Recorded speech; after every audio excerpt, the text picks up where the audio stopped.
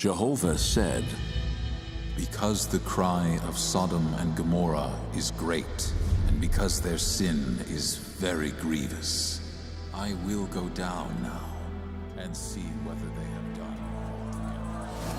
altogether. The cities of Sodom and Gomorrah were full of evil, licentiousness, rampant with murder, and indulgence in extravagant pleasures.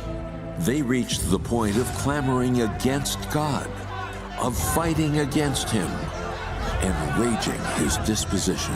Where are the men which came into you this night? Bring them out to us, that we may know them.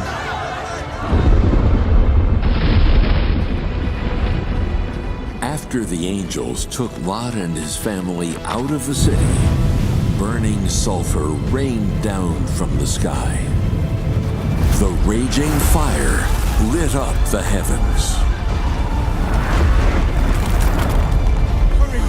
Hurry up! My house! Our lives are on the line. Who cares about the house? I'm not afraid. Just one look. Just one look.